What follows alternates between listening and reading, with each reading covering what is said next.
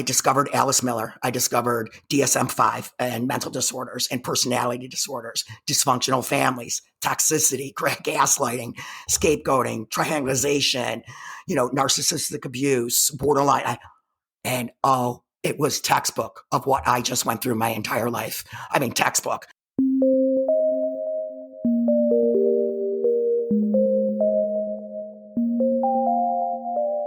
Hello, you are listening to NPE Stories. This is a podcast where NPEs can share their story. I am your host, Lily, and I found out I was an NPE through an ancestry DNA test that changed my life forever. NPE is a term that stands for not parent expected or non-paternal event. This means that one or more of our parents are not who we believe them to be.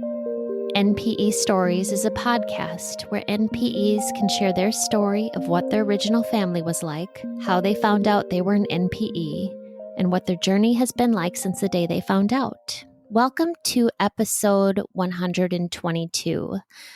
It is actually a beautiful day here where I live in Minneapolis, Minnesota. I'm so grateful. We are in the 50s today, which is rare. I feel like it's finally spring. I have been boiling sap for weeks. I don't know if anyone else has maple trees and they're collecting sap, but I will be bottling maple syrup here any day now. And it is a process. I am looking forward to being done boiling sap. Okay, but I wanted to share an article before we get started today. Let me open this up. It is from Severance magazine. Severance, on the aftermath of separation. This is edited by B.K. Jackson. She's an amazing editor. This is a great resource if you are an NPE, adoptee, donor-conceived individual, anyone that has experienced a DNA surprise or some form of misattributed parentage experience. This essay is called "To Pimp an Adopted Butterfly." I'm not going to read the essay to you, but take a look at it. It is written by Matthew Charles, and he is a transracial adoptee raised by a white family. He's Black, and he was adopted by his twin brother in a mostly white community, and he talks about what his experience was like being raised as a transracial adoptee in a white community. Wanted to put a shout out to this amazing essay. He also has a podcast. Matthew Charles is the host of Little Did You Know. And that is a podcast I believe you can find on all the podcasting platforms. So thank you to him for writing this essay, To Pimp an Adopted Butterfly, and also to Severance magazine, who always has great Q&As, essays, and articles for our little community.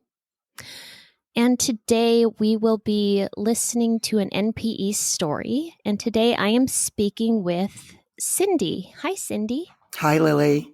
How are you? I'm doing good. Thank you. You are also a Midwesterner, but I think you still have snow, right? We had a little snow on Friday. It's actually 50s today, so hopefully spring will be coming soon. But I'm definitely from the Midwest, Chicago. I am done with winter. Why? We're in April and we're still getting snow. Yeah, what? I know. It makes you stronger. We're used to it. We can handle it. We are.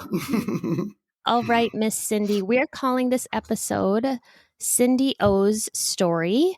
I'm talking to you. You're in the Chicago area. We're in the same time zone. And today we're going to listen to you share your story. So why don't you go ahead, start with your family of origin or wherever you want to start. Okay. No, I'll start with the family of origin. So I was born in 1967 in Chicago. I am the youngest of 6. I have 4 brothers and 1 sister. The age difference is quite a bit. First one's like 13, 11 years. I have twin brothers, 9 years. And then my sister, who's my closest in age, is 7 years apart. So mom was 34 when I was born. And BCF, birth certificate father, was 36. Grew up in pretty much a typical working class Irish neighborhood. worked a lot. My mom worked a lot, excuse me. She worked, her hours were from like 6:30 in the morning till 5:30. So my whole life, she worked for about 45 years at the same place. She was gone a lot. Um, I did not grow up with anybody in my paternal family. BCF's parents, unfortunately, were killed in a drunk driver accident in 1961. So I never met them and had no contact, obviously. He had two sisters, and I never met one of those sisters. I only met one. And from her, I had two cousins. So I primarily grew up with my maternal side. There were 19 of us, first cousins. I looked like absolutely no one. So did not look like the cousins, did not look like the siblings, completely different body type, eye color, hair color, personality wise, completely different. And knew I was pretty early on that there was something going on here. It was in the early years, I would say from about 6 years old. It was tough. It was pretty chaotic in the house. There were a lot of people there. It was dysfunctional, neglectful, abuse, but there was also a lot of joy and fun. And the neighborhood I grew up was absolutely fantastic. It really actually saved my life. I had friends that I've been friends with since I was 5 years old. They were like second family to me. I would go there. I'd live there pretty much in one particular family's house. I was there all the time. And their father, actually, I connected with him, and he was an incredible influence on my life. And, without him, life would have been a lot different. So I got a lot of love from them. My mom was, my mom, I was like the golden child for my mom. I always thought it was because I was the baby, her last chance baby, or her last chance child, maybe to get it right. But now I know that's probably not the case. So BCF, I lived with him until about 6. They then separated. They didn't get a divorce. They separated, and he left the home. So I had somewhat contact with him. I had no regular visitation. Everybody else was older. So from about 6 to about 10 or 11, I saw him a handful of times. I saw him on family events, but I did not see him alone other than about, I don't know, maybe 10 times in those 5, 6 years. About 11 years old, I was with him, and he was horrific and abusive, like he was my whole life to me. And from that point on, from 11, I never went with him again alone. Anyway, from 6, when he left at 6, my siblings then started leaving the house. They got married or moved out. And it seemed like at that point, then I was pretty much raised like an only child from a single mother. He never paid a dime for me. He never paid child support. He never gave me any gifts. It's hard to articulate, but the best way I think I can say it is he just hated me. And it was like that my whole life. And it actually got a lot worse as I got older. So from 6 till up until 6, he was not that bad. It wasn't like he was loving or kind, but he wasn't as bad as he then becomes later in my life. So, but it wasn't like a warm, fuzzy household. Neither one of these people grew up like that. So they just struggled to be parents, and there were a lot of kids, and they were struggling financially a lot. So, and it was the 70s, so it was different. But like I said, with the village, raising kids, that is so true, because I had a lot of support, and my mom was the best mom to me. I recognized that. I realized that. She tried to be more loving and affectionate towards me than any of them. And actually shared her life with me more than she ever shared with them. I knew details about how she grew up, what she went through. And, after her passing, I I realized how much more I knew about her than my other siblings did. So about so he's gone. Birth certificate, father's gone. He's, you know, like I said, not that great, but unfortunately, he comes back into my life and my mom's life in 1984. So from 74 to 84, he was completely gone out of the house. In 84, he had a stroke, and he was with a woman, and she left him, and my mother took him back. They were never officially divorced, so she took him back in 84, and so he then comes back in the house. And at this point, I'm 16. I have never really lived with him other than the first 5 or 6 years, and it's difficult, to say the least. Finished school, high school. I only had a couple more years after that he came in, and tried to do my best I could with him. But there was always just something there. I never bonded with this man. He, like I said, he just seemed like he hated me my entire life. So now I realize he was, blaming me for what happened, and instead of the actual people who did these things to have this occur. So anyway, so he moves back in. I get out. I think 2-3 weeks after I turned 18, I move out and I go to college out of state. And so I'm gone. I did that for about 2 years. I came back to Chicago, and I went to college here in Chicago, and I lived at home. So I commuted. So at that point, I started to live with him again. So that was about 4 years that I lived with him again. And this is when now the aggression really starts towards me. And I'm just not sure what is going on, but I know that our relationship is almost non-existent, other than either ignoring me like I didn't exist, or exploding on me with narcissistic rage and verbal, mental, emotional abuse. The man, unfortunately for me, never stops until he dies. So he just does these terrible things to me my whole life. Everybody knows it, and everybody actually is confused about it, because they don't understand it, and neither did I. I just never understood it. Was he this way to your other siblings? He was abusive towards them, Lily, but I was the scapegoat for him. So he wasn't father of the year, but he also showed them more affection. He called them on their birthday, got them birthday gifts, did the cards. He never once did that for me, other than one of the last years he was alive. He gave me a birthday card, but what he sent in it was outrageous. So, but he was abusive when they were younger, I think, but not as much. But he became more and more and more abusive as he got older. So towards them. He would never win Father of the Year, but he was not like that to them, particularly to my sister. They had a different relationship, which I did not realize until I was older. Like I said, they moved out.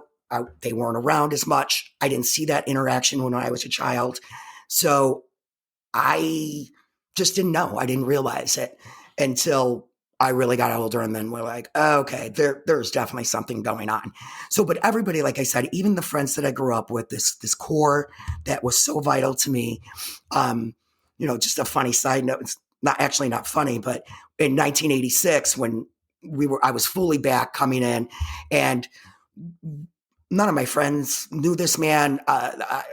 They knew I had a really hard, difficult relationship with him, but they could not believe what was going on. So Stephen King came out with a book, and we actually just nicknamed him the Scary Monster. And that's what we call this man, It, forever, because he was so horrific. I mean, he was so scary. He would just rage and the most vile names. And I believe actually at this point, this man is just throwing everything on me that he believes about my mother. So, but it doesn't help me, because I actually, I I thought he was my father my whole life. So about that time when I came back, excuse me, to live at home and finish school, about 18, 19, I know I was older than 18, but I don't think I was any older than 20. I went to my mom and I asked her, I said, there's something here. What is going on here? There is something so wrong. I feel so unmoored here. And this behavior is just, I was surrounded by dysfunctional families. I mean, it was just whatever. It was what it was. But this was another level of that I just was so confused about. I just didn't understand it. I said, there's something going on here to her. And Lily, she knew the truth. And she instead told me she had no idea what I was talking about, that she just had not a clue. She gaslit me. And she said she would help me if I ever wanted to go to counseling. But at that point, I'm 18, 19 years old. Then is the time that she should have articulated that the man who acts like he hates you is not your father. But she didn't do that. So I wish she would have at that time. That would have been the ample time to tell me, but she chose not to. So, I move on in life. I graduate from college. I start my career. I try to move on. I move out of that house. I never move back. I have very little interaction with him. He does live there. Like I said, my whole life, it was either he ignored my existence or I could have just said the sky was blue today and he would have just started screaming, "You're a fucking bitch." And I mean, it was just like that all the time. And it was like, okay. Mm-hmm. So I know. So, but like I said, my siblings recognized this and they were confused as hell by it. They just didn't understand why this man was so hateful to me. So anyway, so I'm going to move into, I remember in my 30s, I was in my early 30s and he was horrific. I was at mom's house. He was horrific.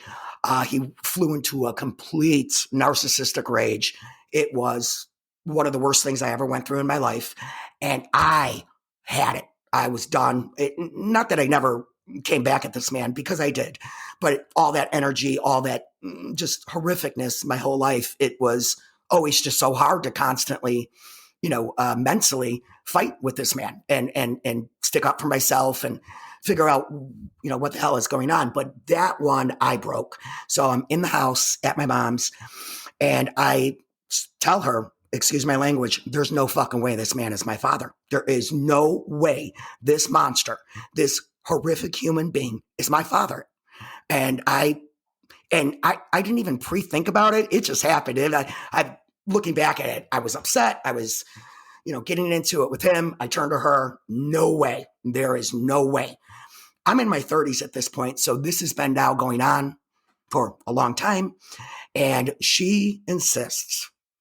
She never says, Cindy, yes, this is your father. Instead, she insists, he loves you. He loves you. He tells me that all the time. He just loves you. And I just had it. And I said, he's never shown it to me in my entire life, ever. He's never been kind. He's never been loving. He's never been affectionate. He's never been a decent human being to me in my entire life. So, and she insisted he was still my father. I said, okay. So at that point, I pretty much had nothing to do with them after that fight. I did not want to be around him. If I did go over and he was in the room, I would leave. I tried to have no contact with this man at all. But there were family events. There were, I had a huge family and there were things that he was around, but I stayed away. And so he had kind of just kept away from him as best as I could. And just try to figure out, just kind of accepted, okay, this guy is like this. I have no idea why. I'm not getting answers from her. I think somebody said on your podcast that you just can't imagine your own parent lying to you your whole life. And I just couldn't imagine that because I asked her multiple times in my life. A big one was in 2011, my brother died. My oldest brother died from MRSA, and it was stunning. We were very upset. He was only 56 years old. So he passes away, and we're at mom's house, and everybody's there, aunts, cousins, brothers, sister, everybody, the whole house is packed, and we're planning his memorial and the funeral, and so it's close to him passing. It's within days, and my mom's sister, her youngest one, who's 11 years younger than her, in 2011, it was January, said to me in front of everybody, the house was packed, said to me that they just got their ancestry DNA test done because her husband, who did pass away, was adopted. So her and her 4 children went in ancestry, spit in the tube, and now are able to figure out where her husband came from and the adoption story. So she says to me in front of my mom, in front of everybody, Cindy, you should take that DNA test to see how Irish you are. And it's fascinating, and it would be great to see how Irish you are, Cindy. And I said, okay. I was like, oh, I mean, it sounds exciting. And yeah, I'd love to see how Irish I am. And, so I respond to her. I said, oh, yeah, maybe. My mother, my mom, Lily, freaked out. And looking back, I know now why. But at first, I was not sure. But she freaked out more than I ever saw her ever freak out. She grabbed me. She started shaking. And she ran downstairs, the downstairs in the house, and started crying and getting really upset after my aunt said this, and grabbed me and kept on saying, Cindy, we can't do that DNA. John, my brother, your brother just died. Your brother just died. We can't do that DNA. Cindy, I can't do that DNA. And I was like, okay. I mean, how does this correlate from my brother dying into our DNA? But I was upset. My brother just died. I was like, okay, that's weird. That response is weird. And I calmed her down. I said, okay, well, you don't have to do the DNA, and I wasn't even sure if I was going to do it. I just said, okay, yeah, sounds interesting. I love all that stuff. I definitely want to know my family of, where it came from, especially with his parents. Unfortunately, dying so young, we didn't really have a connection to his side. So I was interested, but life is life. And I did not take that test in 2011. I just got on with my life. My brother's funeral happened, life happened, was just busy working all the time, just living life. So I didn't do the test.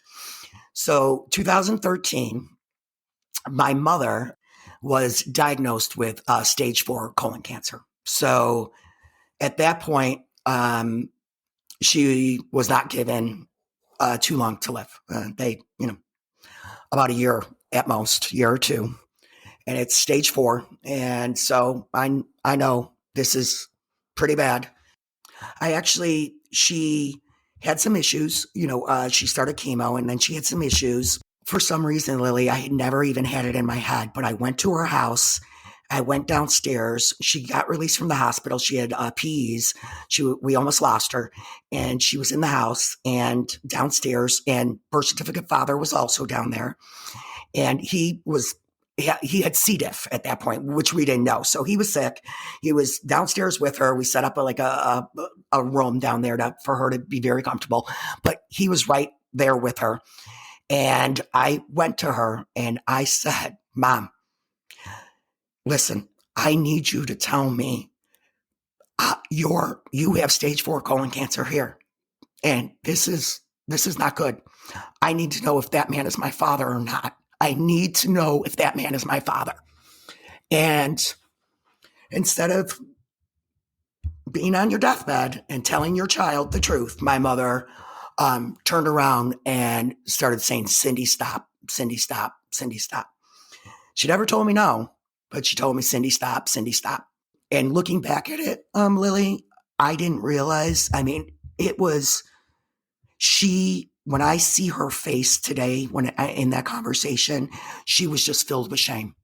The shame was unbelievable. I could see it in her face now. I didn't recognize it then. I just thought, why is she saying, Cindy, stop, Cindy, stop? I want to know the truth. But I could not get it from her. She would not give it up. And part of me says, okay, I've asked her.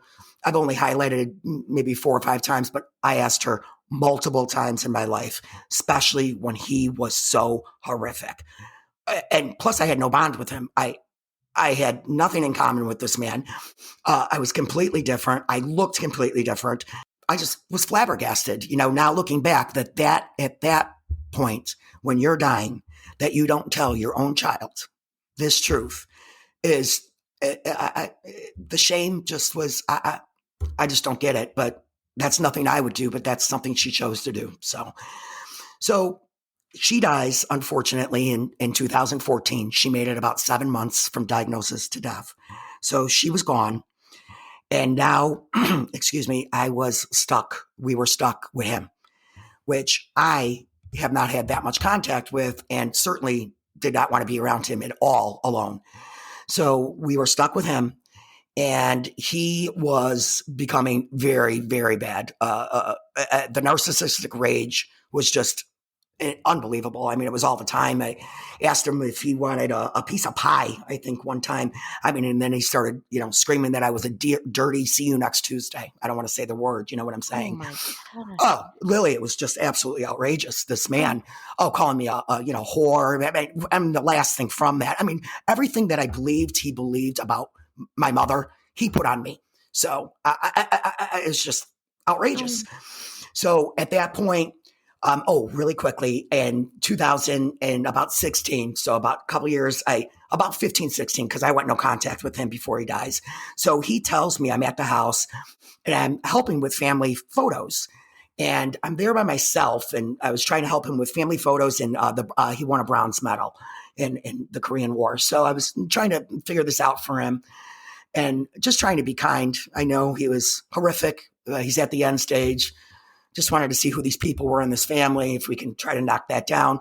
And he says to me out of nowhere, we really wish, we really could have been friends this whole time. And I'm thinking, friend? I mean, what? I mean, it was insanity. I was like, I was just stunned. I was like, friends. And then he says, I'm really sorry if my sons ever hurt you. And I'm thinking, you mean my brothers? What the hell? But I wish I would have said something more, but I was like, okay, I have no idea what this man is, but I know he wanted to tell me. I know he wanted to tell me, I am not your father. I know he did. So he says this, and I was like, okay, so flabbergasted that this man sees this lifespan as warped as he does. Pretty much he aggresses on me within weeks or days or whatever, and I cut off on contact.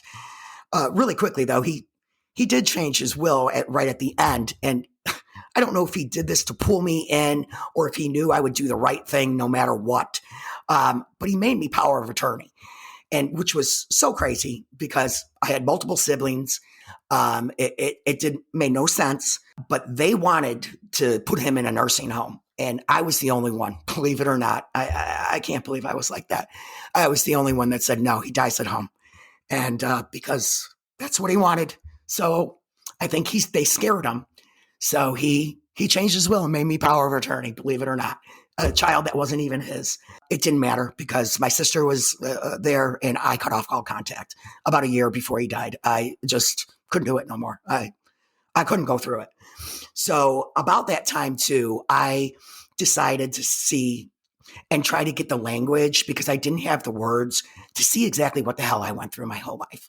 So I start going and getting into I discovered Alice Miller. I discovered DSM-5 and mental disorders and personality disorders, dysfunctional families, toxicity, gaslighting, scapegoating, triangulation, narcissistic abuse, borderline. It was textbook of what I just went through my entire life. I mean, textbook. So now I had the verbiage. I knew what I was dealing with here. He was still alive. But I still knew, okay, now I can figure out what the hell did I go through? And fundamentally, how has this affected me as a human being? And how do I react to things and how do I feel about myself? It was always so hard to feel good when you had who you thought was your father hating you your whole life. It was like, I mean, just, I don't know, so that was difficult. So I discover all this and I'm pumped. I'm like, okay, now I have at least an avenue that I can figure out what's going on here. Because now at this point, I can now see it in the generation that's coming. So it's generational. I see all the things that I've seen in my childhood and now the next generation. And I was like, oh, I mean, the one thing I love with the millennials is that trigger word because, oh my gosh, seeing what they were doing just triggers me and has triggered me for a while now because I can see my own self and what they're doing to these kids today. So not all of them, and they're not as bad. So they're trying to get better, but there is still this, this dysfunction, and this family group that is,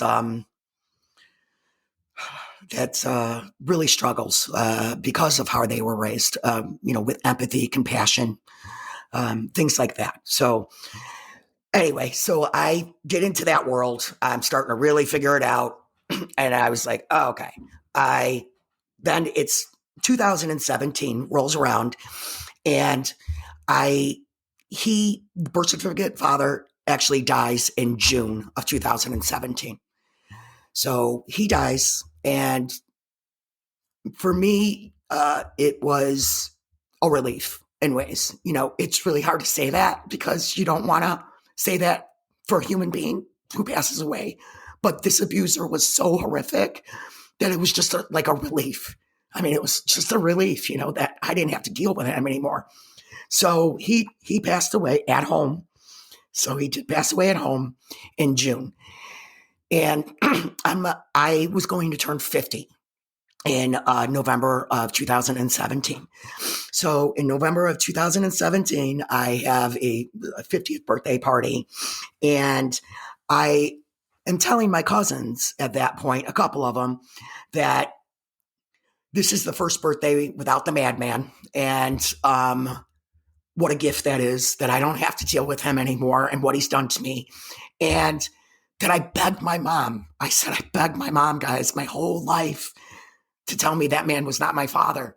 And she just insisted he was. So I articulate this though at my birthday, just a sentence or two, but I tell him because he comes up and, it's my first birthday with no parents. So I tell them this and I can tell him my birthday wish now because my birthday wish at that point was, I need peace. I need clarity. And I need to I need to figure out what exactly occurred here because I have been unmoored my entire life, particularly looking in the mirror. I have no mirroring. I don't have any, genetic connection. At times, I felt like it was an alien. Like, for example, my sister is a ginger. She's a redhead. And so are a couple of my brothers. I'm a complete blonde. I grew up, my hair was platinum blonde. I have different eyes. Nobody has my eye color. I have gray eyes. Nobody in my entire family has my eye color. I asked my mom when I was younger, what's going on? Why are my eyes so different from everybody else? Oh, you have my mom's eyes. No, I didn't. Her mom did not have my eyes. So anyway, I make my wish and I need the universe to help me here. I need to heal and I need to just move on. I'm 50. It's a big birthday and I need to get through this. So I make the wish. I don't tell anybody. And so then I get to the part of how I found out I was an NPE.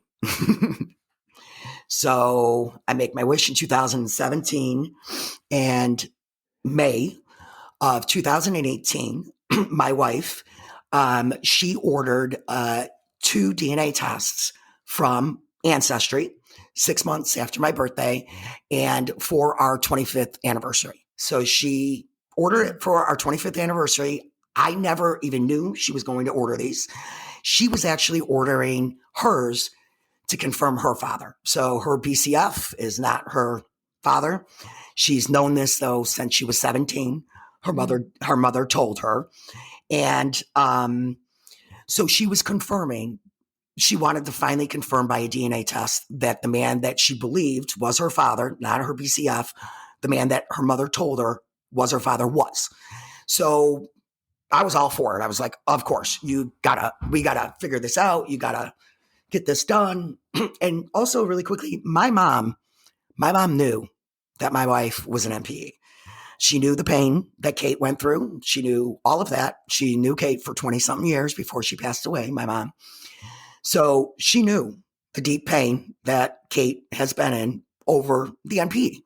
So she allowed me to have the same experience, though, but even worse, because at least Kate was able to be told by her mother, even though, at 17. So I procrastinated a week. So Katie spit in the tube, sent it in. I procrastinated a week, and she started getting very excited. She was getting the emails from Ancestry. So once I saw that, I was like, oh gosh, I got to get going here. So believe it or not, on my anniversary, on May 14th, 2018, I spit in that tube. So I was about a week behind her, and hers came in about a week before me. So we were able to confirm, she confirmed right away that her biological father was the man that her mother told her. With the ethnic group, she was Norwegian, Italian, just like her mother said.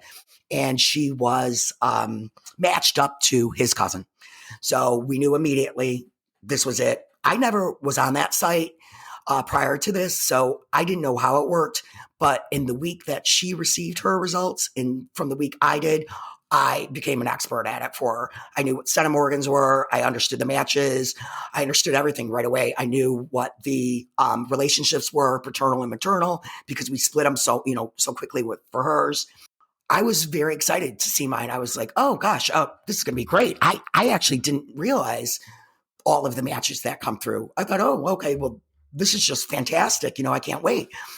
So June 3rd, 2018, my results came in. It was a Sunday, and I know exactly where I was.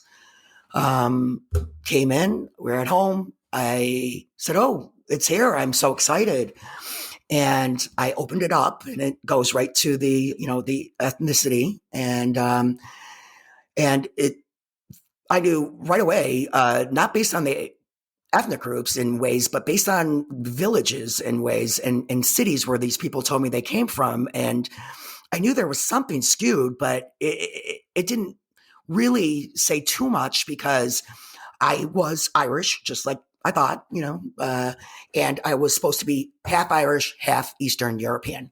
And that Eastern European was Czechoslovakian, Bohemian. My whole life, it's the foods I ate, the culture I grew up with. And so the Irish came. It didn't go to birth certificate's village, where his father, he was first generation here from Ireland. So it didn't go to Donegal. It didn't go to Kilcar, but it went to Southern Ireland. I was like, okay, well, they could move, they could whatever. There's generations of this DNA. That's not the biggest of deals at all. I'm still the percentage of Irish I thought I was going to be, so a little higher. But then the Eastern European got me confused because it did not go to Czechoslovakia at all. It went to the Ukraine, and it went to Lviv and Odessa. And I was like, well, there's no way we're Ukrainian. I know exactly where these people are born, and they just came over in the early 1900. It's not like 8 generations ago. I know exactly where they came from in Czechoslovakia on both sides. But I was like, okay, well, maybe they're Ukrainian. And it came up with a percentage of Ashkenazi Jewish. And I was like, okay, well, Eastern European, okay. Not too flabbergasted by those results. So, but was immediately thought, okay, something's weird. But within minutes, I went to the matches, and my mom's brother was my highest match. And I knew that. I knew his name. I saw it right away. But the second woman who was up there was a stranger. It was some name I never saw before. And my first words when I saw the matches was, who is Carol Stewart? Who is this person? She was between my highest match, my brother, and then her, and then my mom's 2 other sisters. which she was in between. And I knew it wasn't birth certificate's sisters. They were both passed. They were older than Carol, who had a tree, thank God, a small little tree she had on her profile. So I knew what age she was. I knew how many brothers she had, and one. She only had one brother, and so I knew pretty quickly something was going on. Tell you the truth, my mind. It's amazing what the mind does. My mind went to denial just for a little while, for a couple of days, not too long. And it didn't go into denial. It actually went into, okay, I need to figure out all scenarios here to make sure that the worst case scenario is that my mother has just lied to me for 50 years and allowed a man to treat me like this because of her own shame and her own lies. So I was like, oh, wait. So I had to make sure birth certificate father was not adopted because he could have been. So I hurried up in Illinois. You can, reach out, and I reached out. Nope, he's not adopted. Okay. So only other scenario is this woman, Carol's brother, is my father. And based on all the matches, everything I can see, Carol and I match both sides. So I know she's my 100% aunt. And so that's when I realized, 99% sure, this birth certificate father, this nightmare in my life, is not my father, most likely.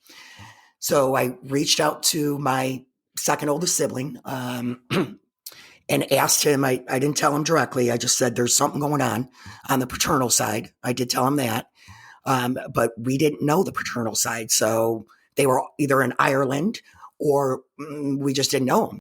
I told him something was going on, and can you please do the DNA test for me? I need to figure it out because I'm not matching to any of the surnames, but I didn't know if I would anyway because I just didn't know that side of the family.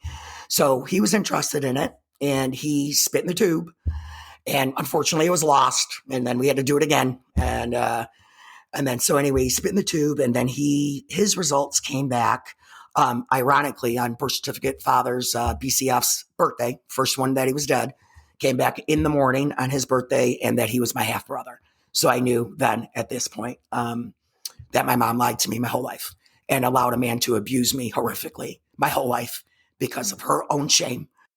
That's how I found out, and I was stunned, believe it or not, even though you feel like you know, but then when they lie to you your whole life and you can't fathom ever doing that to another human being.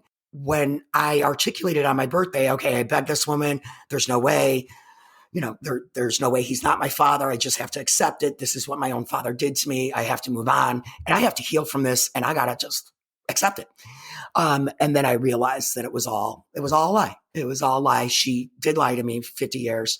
And she did allow him to do what he did. And she never stopped him. She never, she would yell at him, but she couldn't stop this. He was a madman. I'm excited though, because now I say, okay, he's not related to me. Thank God I'm not related to this monster man. Yeah. So now I'm going to meet my real father. Thank God. I'm going to meet this man that I know, my biological father, that I know I'm exactly alike, because I'm nothing like these people that I have been around forever. Nothing. Absolutely nothing. And, different interests, everything, Lily. It's amazing. It was like an alien growing up. It was insane. So I was like, okay, finally, I am so excited that I'm going to finally get some answers and the truth. But unfortunately, when I found out on June 3rd, I am a detective, and I went online and I was able to see Carol's mother, who I look exactly like in a yearbook picture. I was stunned. I was like, oh my God, I'm looking at myself at 14. I cannot believe it. She's definitely my grandmother. And then I saw a picture of my father, my bio father. I was stunned. He was 14 years old in his freshman year of high school. And I saw a yearbook picture and I couldn't believe it. I actually couldn't even really look at it. I for the first day or two, I was like, it took my breath away. I looked exactly like him. Everything up like him. So I was excited. And unfortunately, though, when you have the internet right there, and this is the hardest part of, excuse me, my story, even though the child abuse is horrific. The worst part of the whole story, Lily, is that, unfortunately, I found out that he did die. He was gone. He died, in 2008. So I didn't find out until 10 years after he died. So, but my mother, the classy act she is, allowed me to, find all this out. And she allowed me to find out my own father was dead from the internet. That's how I found it. I found his obit, his small obit that they put in the paper, and some other things, and that he was gone. I couldn't ask him anything or even meet him because he was dead. So unfortunately, all three of them were dead by the time I figured out the truth. The other two, I don't really, it's my mom was a narcissist, and so she would have denied it. And I don't know how much more pain that would have been for me, because there's no way, even with science, that I believe she would have told the truth. And she probably would have had the whole family turn on me, and knowing my mom. So part of me feels like I'm okay with her not being there and getting answers from her, because I don't think I would ever have gotten the truth ever from her. Now with BCF, if I could have got my hands on that man for 5 minutes, just to tell him what a horrific human being he is. I'm not asking him to be father of the year to a child that's not his, but to do what he did to me my whole life, because my mother cheated on him and had a child with another man. It was so outrageous. And I would have loved to have confronted him, but unfortunately he was gone. And like I said, my father is he was gone also. So I didn't really have anybody to get the answers from. So I reached out to my mom's brother, and he was no help. He said he was busy and he had no idea, no idea, even though I know he was lying. He did know. So I let it go. I just was like, okay. And he told me to reach out to my mom's only remaining sibling left, her younger sister, the one who has been, unfortunately, almost like BCF, as abusive. Blame me for, I believe, my mom's cheating, looked at me different my whole life, really abusive to me, horrifically homophobic. And now I have to deal with this woman. So I dreaded it, but I did call her. And I knew my dad's name, Peter Ford is my biological father's name. So I knew his name. I knew a lot about him. I did a lot of research on the internet. So, but I didn't know how they were connected. I just didn't know, at that point, because he was gone. So I called her and I said, I did the DNA on the ancestry. John, BCF, is not my father. And she said, yeah, I know. It's Pete Ford. And I said, okay. Yeah. And she said, yeah, everybody knows, Cindy. We've known your whole life. And yeah, she said, and I said, and she said they had an affair, and my mom, they worked together. My mom was 34 and he was 21 and he was single. And my mom had 5 children and a husband. And they had about a 3 to 4 year affair. And she said that my mom was the happiest she ever saw in her life with him, and that she was giddy with him, and it was the love of her life. But she allowed his child to be treated like this. It's just unbelievable. So, but I got my answers from them. I knew it was now in a relationship, because I was afraid that it was an assault. At first I didn't know, he was so much younger than her. So, but now I got that truth from her. And so I said, okay. I didn't want to be on the phone with her long. I said, okay, thank you. I appreciate it. I'm hanging up. And I said, okay. And then she says, well, wait, there's one more thing. I said, okay. I wasn't sure what she was going to say. I said, my one cousin doesn't look like her father or anybody. And I said, well, is Kath not his? And she said, no, it's your brother's. I said, what? And she said, no, it's your twin brothers. The one, they're 10 years older than me. She said, there's a rumor. My father told me that they're not his kids either. I was stunned. I said, you got it. You're telling me that these two men, these two men that were born 10 years before me might not be his children either? And she said, yeah, that's what everybody's been saying for 60 years. So now they're 60, I'm 50, and they're twins, but they look nothing like each other. They're not identical. They're fraternal. So, and with the chaos with unfortunately with the parents, BCF and the mom dying, there was chaos in our family. There was a lot of drama, a lot of just stuff going on. And I wasn't seeing these brothers a lot. I just didn't want this burden on me, but there was no way I was going to sit there and allow them not to know. So I went to them, both of them, probably about a month later, a couple weeks later, and told them what she said, and that if they wanted to know, that they could do a DNA test, and it would tell them, if they were or not. And one of them wanted to know right away. And the other one said he did, but he didn't really want to know. But the one did right away. I helped him. I got the DNA test from Ancestry, and he spit in the tube. The first results were not good, so he had to spit in the tube again. And so it took forever, and it came back, and they are his kids. So yeah, they both are his children, both of them. And so I was just flabbergasted at that news. But all of my sister's children have taken the Ancestry, and they are his children. She's his child too. And my other brother's children have taken it, and they are also his children. So I'm the only one that's not out of the six. It just has shaken everybody to its core. They were stunned. My siblings were, that I wasn't his child. When my brother received the results, I went over to his house. He doesn't live too far away from me. And because he said the results are in, he looked at it. He had no idea what was going on. And I did. I knew exactly what was going on right away. I got in my car. I went to his house. It was like 9:00 in the morning. I'm like, bro, let's do a shot of tequila. I'm shaking. I never hardly even drink at all. And I was just like, dude, let's get the tequila. He's like, what? And I said, yeah. I said, I got to tell you something. And so I said, John, PCF is not my father. I said, and his very first words, Lily, were, wow, we know why now. We know why. That's why.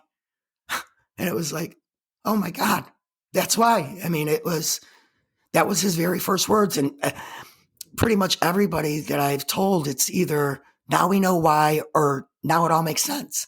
But I know that might be the case, but I had to live through all that, And so it's like, I had to walk through life like that my whole life. And especially the one thing that really is so painful is that that instinctually I knew that there was no way he was my father. This family gossiped and said, but not a peep came out of anybody. No one even came close to telling me the truth ever. And they all knew, and they all talked about it. Not all of them. My siblings didn't know. My younger cousins didn't know, but a segment of my family, my mom's oldest sister, she knew. All her children knew. Their children's children knew. So, I mean, it's just unbelievable. But she allowed this to happen because of her own shame. It was absolutely devastating. So, and then not meeting him, but, it's been really tough since I found out. But there's two things I kind of wanted to say there in regards to what happened in my life since I found out. It's family wise, and then there's personal wise. So family wise, it's not been easy. Some of these 90% of these guys, they cannot give this sympathy, empathy, compassion that you want. I don't believe I ever even got a sorry. I'm so sorry what you went through. A lot of them are now looking at how they were and so it's like glossed over me. And some of them want to defend my mom. And it's like, oh my God, she's dead. Mm-hmm. She's dead. She's dead.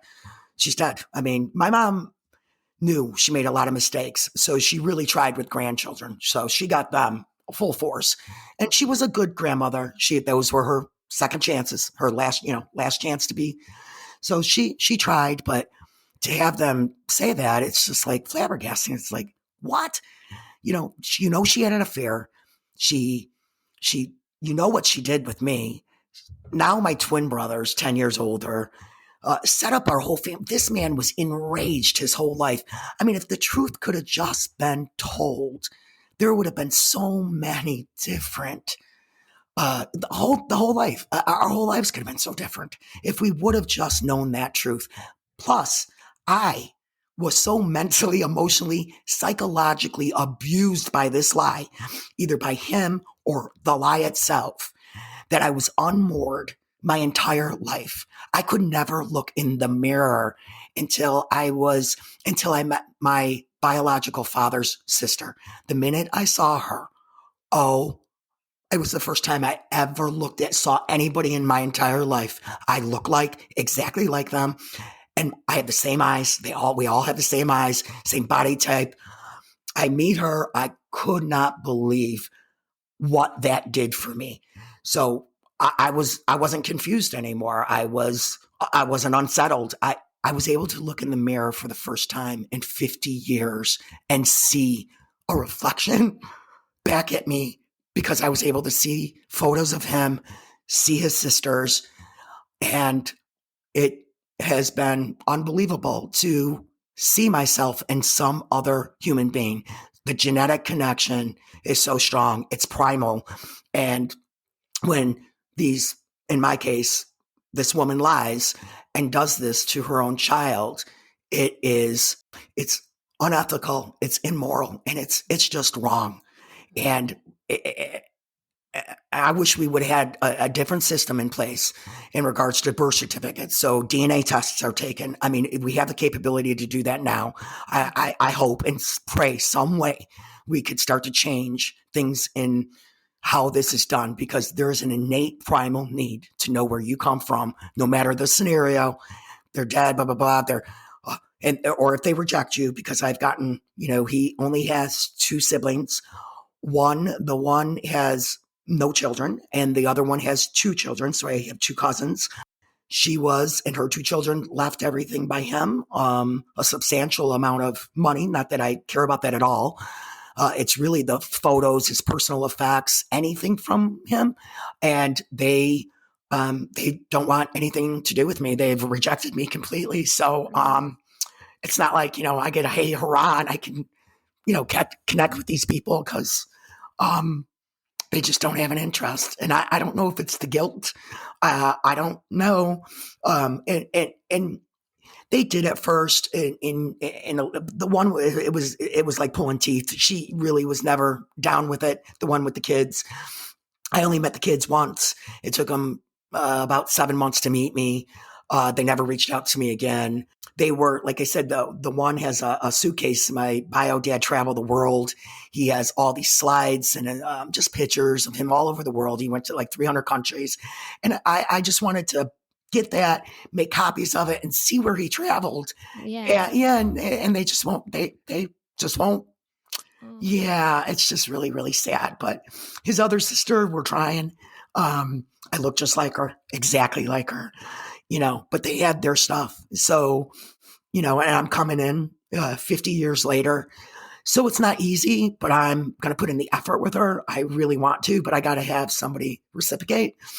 And she's trying, but it's not easy to start a relationship with your own family at 50. But they were able to give me some health history, which is great, because everybody is dead. But I did want to tell my fellow NPEs something that, that have a scenario like mine, where you don't get any answers because everybody, is dead. In regards to health history, what I did is I went on Ancestry and I just built the most incredible tree based on my DNA. So I built all my tree based on my real DNA, my biological family, and I ordered and was able to get death certificates. Or they were already up there on some parts of the, family, but in his family, I ordered his death certificate right away. I wanted to know how he died, even before I had contact with his family. So I was able to do that. I've ordered them for his father. I got his mother. So right there can tell you a lot of health history, even though it's hard to get it like that. There are ways to try to see patterns in your family, and then unfortunately there aren't. There's current things. I had a lumpectomy that my aunt had, my grandmother had, and my great grandmother had. No one in my mom's family ever had any issues with that kind of thing ever. I had, all kinds of different health issues throughout my life that were different. So, but that is a way to help yourself to build that tree based on your DNA, get those documents in there, see what these cause of deaths are if you can. And if you don't have any options, that is a small way to help yourself. Try to get as much information as you can. And then the personally part, I always say, one more thing in regards to family. So DNA is really strong. I mean, really strong. My mom has a huge family, and I would say 80% of my matches go right to his family. I mean, I probably have 20,000 matches and 15,000 go right to him. I mean, I just follow his line. I follow all his lines. But there was a particular, my great grandmother, his grandmother, that I had so many DNA matches to. I mean, it was unbelievable. And I felt this connection to this woman. Once I saw her picture, I couldn't believe it. But it was particularly her mother. Her mother, I looked just like. And I was like, there's something here. There's this connection. I've got to, and it took me a year. It took me a year to figure out this lady. I kept on saying, who is this woman? Mary Ellen Scully. Who is this woman? I'm so much like her. Blah, blah, blah, blah. So I find out that through my aunt that I'm not sure if you're familiar, but Chicago, we had that great fire in 1871. We had and Mrs. O'Leary, was blamed for that. Yeah. Well, she's the woman who I was so attached to, and I just couldn't believe I need to know this woman. That's her grandmother, and she raised the woman I was looking at. So Mrs. O'Leary and the trauma that she actually went through, and what I found out after, I finally found her, then that, and then my aunt actually knew. She said, well, I think Nana, this is Nana Brahman, I think she's an O'Leary, but throughout family history, we lost it. And she is an indeed O'Leary. She is the granddaughter of Mrs. O'Leary. So that was incredible to have this connection. But then I started getting into what actually happened to them and what happened after that fire. And oh my God, Lily, I don't know if that generational trauma, what happened to those poor people and the stereotypes and how they were treated, and then the consequences of those actions onto their children, how much that affected what I'm going through today on that generational trauma. And it was unbelievable. So, and really quickly, one more thing. I started to build everything online. Find Your Grave. I put everything in. I did everything. I was on Ancestry. I'm on all the websites, Heritage and 23andMe, everything. And so I was starting to fill in all this data online. I built all the trees. And we had our 150th anniversary last year of the Chicago fire. And the Chicago Tribune actually reached out to me, and they are the paper here in Chicago. And I was in South Florida. I'm down there. Anyway, I'm down there quite a bit. So I'm in South Florida. They call me. He gets my number off the internet, and he said, I would like to interview. I know you're a descendant of Mrs. O'Leary. I was stunned. I was like, oh my God. Okay. And so then I had to make a decision. What do I tell?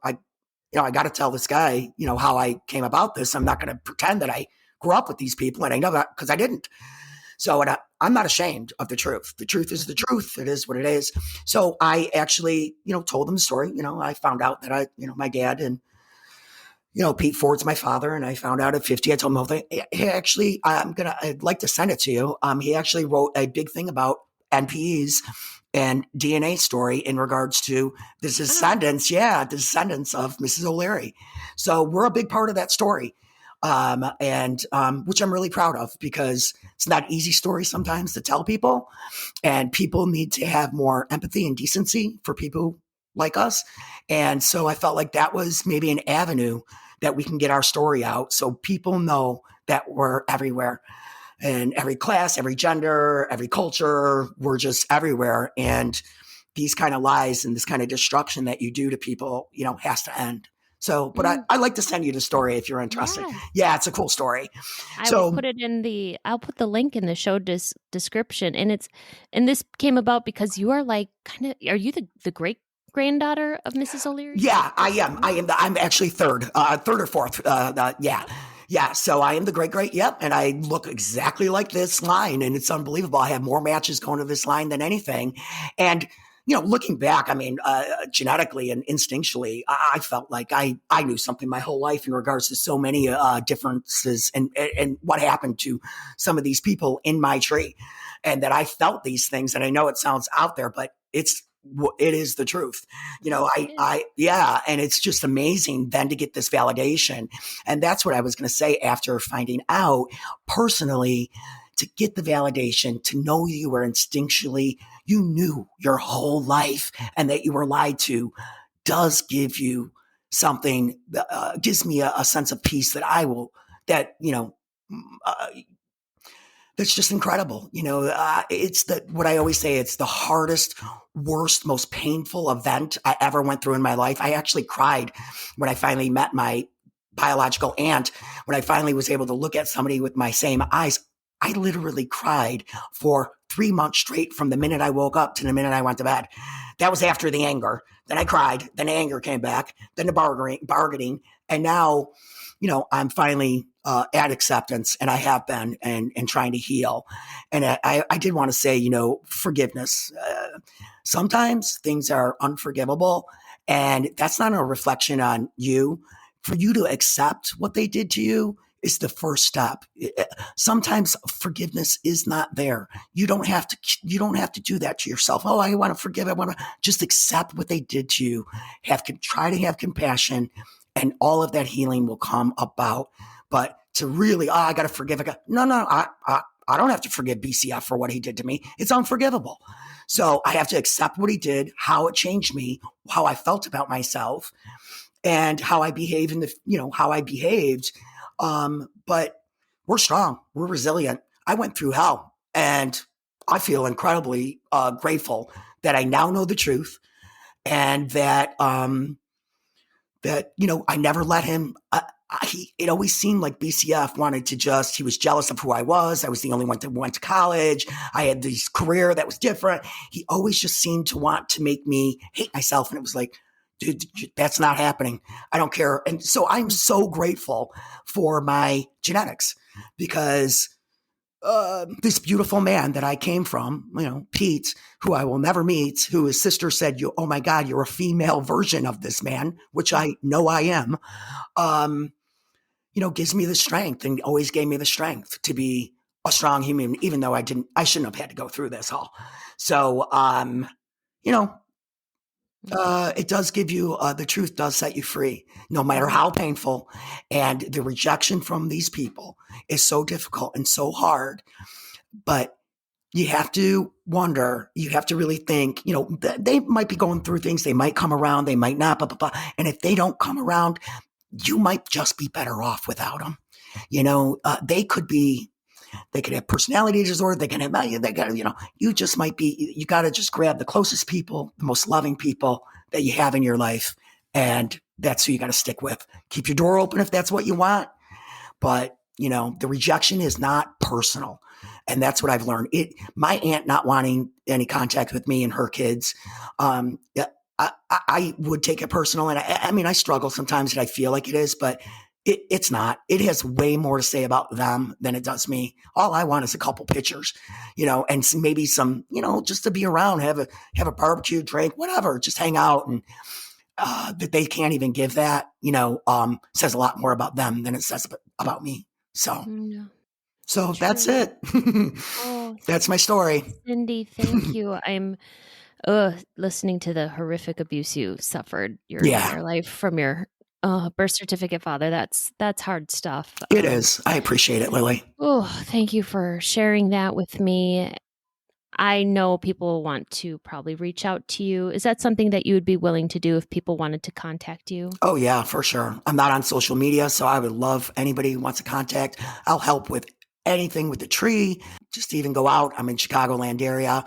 I've actually never met another NPE other than my partner who I'm with. And then you, Lily, you're the very first one that I've ever talked to. So I would be thrilled to have anybody contact me. Oh, thank you for being willing to do that. There's always people that want to reach out to guests. Oh, yeah. Okay, how could they do that? They can email me at 67, so it's the number 67 irishford@gmail.com. Ah, you honored your surname. I did indeed. Believe For me. what should have been. Yep. Yes, believe me. I'm close to changing this name to the surname. I would like to have his last name, but I know what that would cause. But it's my life now, so I might do it. Yeah. Oh, thank you so much for being willing to share all this today. Oh, you're I had welcome. a question. You said you accessed some high school yearbook photos. Oh, yeah. I'm just kind of curious if I could do that with You sure? with my biological father. How did you do that?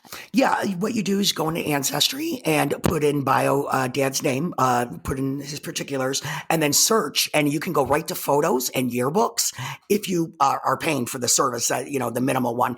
And you should be able to it'll come right up wherever. If you grew up in Minnesota, whatever, they might have. If it's a common name, you might have 3 or 4 different, but it should come up. They've released a lot of yearbooks. So my biological grandmother was born in 1919. I actually got this photo from like the 1930s. And then bio dad was from the 50s and 60s when he was growing up. So, but there is a lot of the yearbook pictures you can definitely get. Okay, and you pay for some I pay for the basic service just because that was all I had. I didn't have everybody's dead, so I didn't have and my aunts have tried. The one aunt told me there was they knew birth certificate father. He came over like a raging maniac over to bio dad's house and to confront him to stop this affair. So there were a lot of things I found out from them, which was helpful. The only hard part is, Lily, I don't know if bio dad I'm pretty sure he knew I was his child, but I'll never know because I can never ask him. So I know. yeah, everyone's gone now. Yeah, that makes it so hard. it does. Thank you for going through all this, rethinking about it, sharing it with me. I really appreciate the time you set aside for me today. Oh, I appreciate all your hard work. Like I said, thank you so much. These stories are here for us to identify with. If you are an NPE and would like to share your story, email npestories@gmail.com. You do not have to give any identifying information. If you are an NPE and would like to share your story, I'd like to hear from you. Subscribe to this podcast to hear more. Come heal with us.